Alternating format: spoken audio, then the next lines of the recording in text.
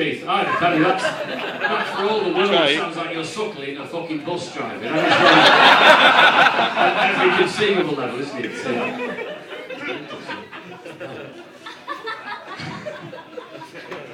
Number 2. Christ, number 2's on the way. I'm fucking terrified. Ah!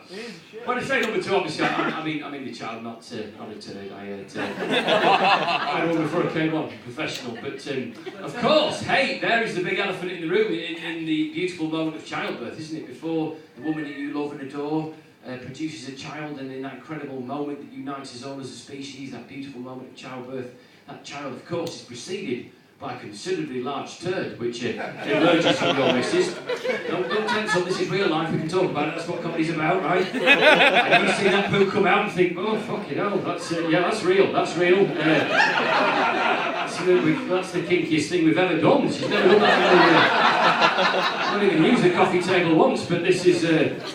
And our son was born on the sofa, so my wife shat on the sofa. That's which at that point I'd not finished paying off at DFS. I don't mind telling you.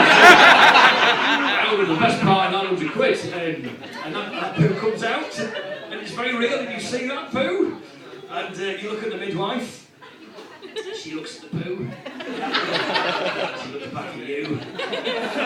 You look at the poo, look at the midwife, she's now not looking at you at all. You start to sweat. Back at the midwife, she's not sweating at all. She's clearly been in this situation before. She can wait this one out. I panicked, I picked the poo up, I put it in the bin. That's all I love this woman, I'll pick a poo up for her. And she's having a baby, I'll pick a poo up. Of course I will. It's just, of course I will. It's mental, isn't it? It's incredible. And this year now we're having a water birth in the house. She's already got a birth pool set up, and I've got a sieve. Well, hey! It's horrific, isn't it? It's like some horribly fucked up end of the pier game, isn't it?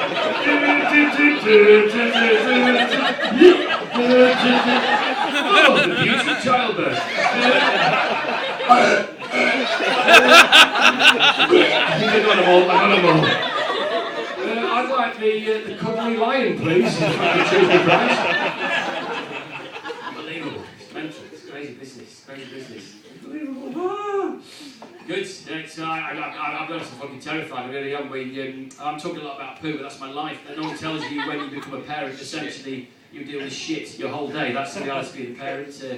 Potty training our boy at the moment, and he used to just wee all over the house. Now he's into the big jobs. And kids learn off their parents. So when I go for a poo, my little boy goes, "Daddy, go for a poo? Daddy, want to come for a poo too?" It's kind of weird and cute at the same time. And he follows me, and I go to the toilet, sit down, close the door. He opens it. I just have to deal with that. Don't give him a complex about poo. That would be wrong, wouldn't it? I met the postman last week, just waving through the front window. I should point out as well, I wasn't shitting in the front room. Just our back bog, you can see out the front window, and I'm just waving in the postman like that. No, I can't sign for that.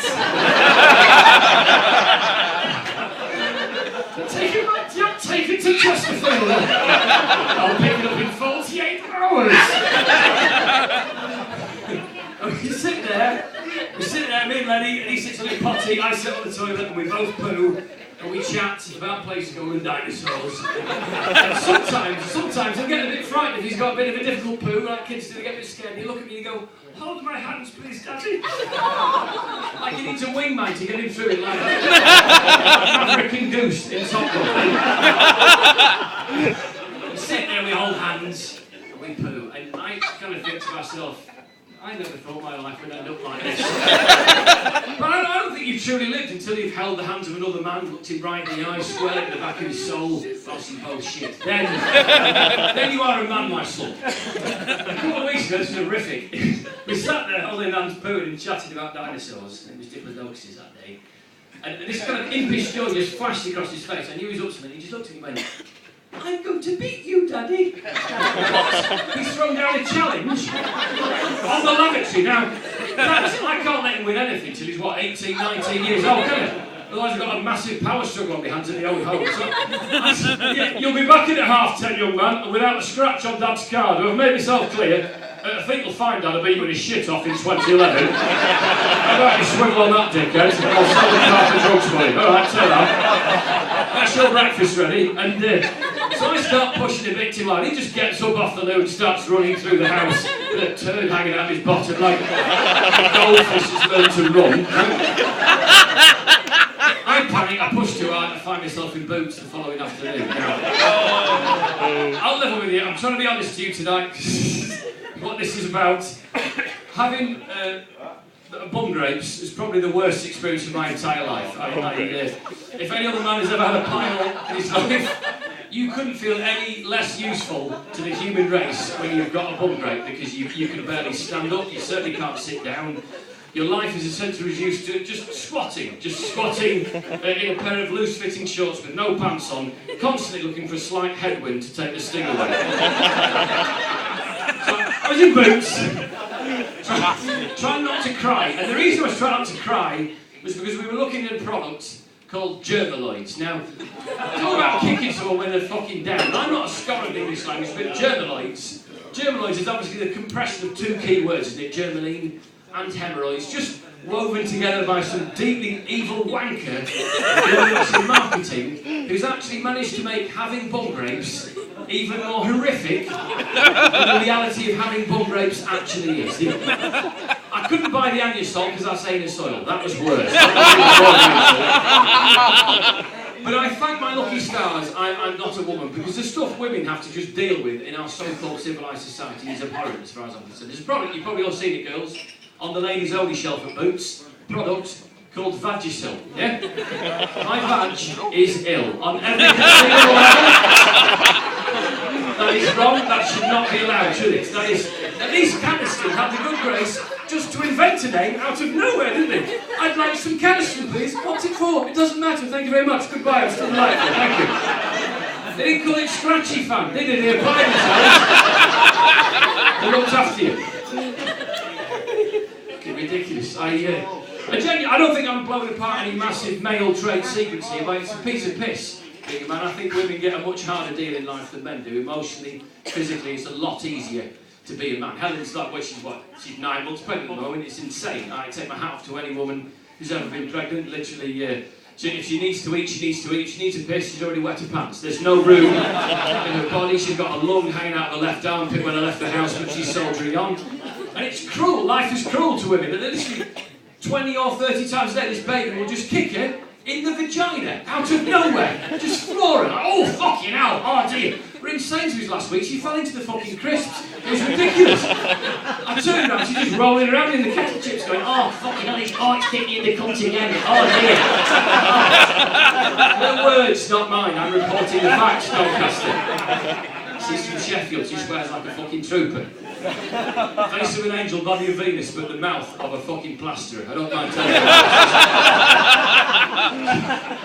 One of the myriad of reasons I fell in love with her in the first place. I remember actually when we first met, I asked her to talk dirty to me once tonight to get a pen and paper. That was a hell of a night. The pen ran out. It's incredible, literally.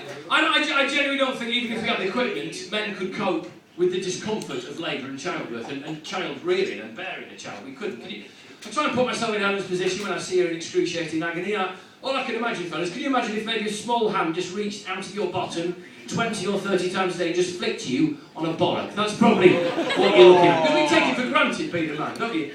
Little things you take for granted. I did the summer festivals this year, Reading and Leeds and Glastonbury and stuff, and Helen came along with our son as well. Not as much fun as you'd imagine, taking your entire family to a rock and roll festival. Quite hard to drive down the market price of weed while you're holding your entire family's hand. Do the sad face, son. Do the sad face. We got it in the end.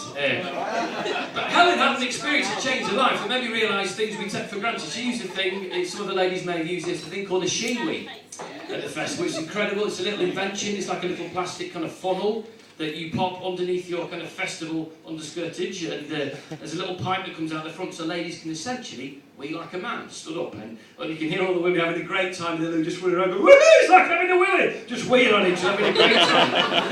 It was a cathartic release, and we take it for granted how easy it is a man to have a piss, because there isn't a reciprocal pee-wee for men to use, is there, that replicates the lady's experience of having a wee, where you put your willy in a little kind of plastic funnel, and it just randomly sloshes all over your legs.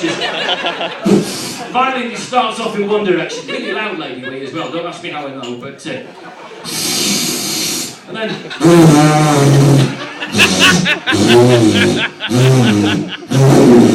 just destroying your Ugg boots on day one of the festival.